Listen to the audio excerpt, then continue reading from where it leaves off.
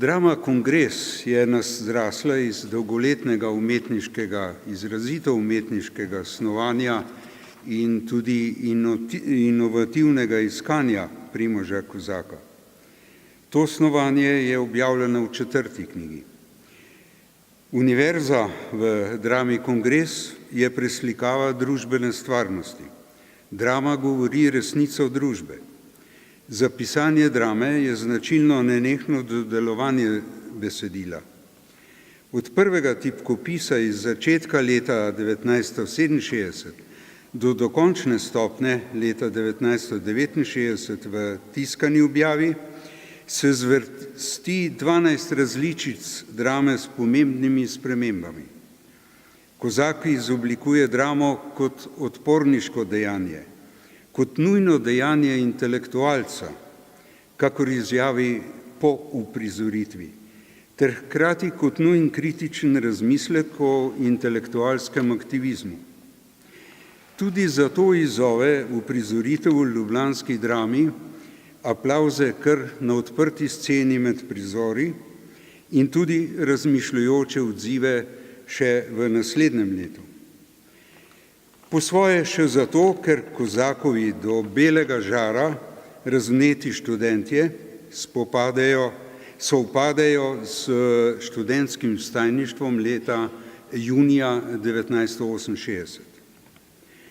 Aprila 1966 si Kozak ob samomoru mladega pesnika Aleša Kermavnerja zapiše spoznanje, da je situacija infernalna in da mora kot dramatik podati svoj koncept. Oba, kritiko in koncept, naperi v kongresu v pravkaršnje družbeno dogajanje, ki je v Sloveniji zaznamovano z vzponom liberalističnega reformizma Staneta Kavčiča.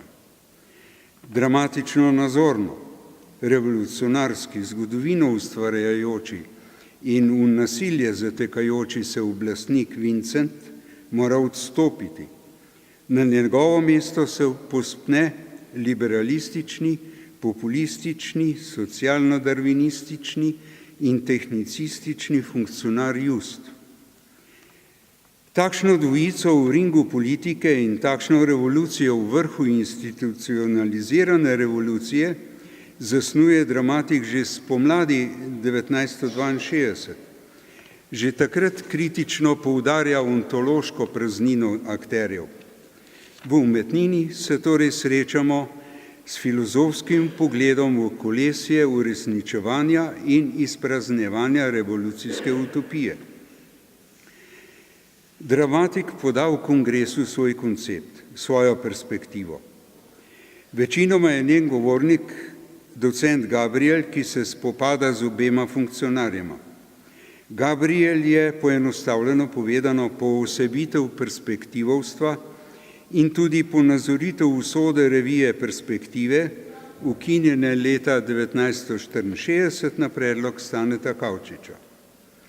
Gabrielove besede o identiteti individua, o dejanju, o kulturi kot akciji in o samostojni skupnosti se ujemajo s trditvami v dotedanjih filozofskih in etiških spisih Primoža Kozaka in v tezah Kozaka in Janka Kosa za simpozij o kulturi v vroči pomladi 1964.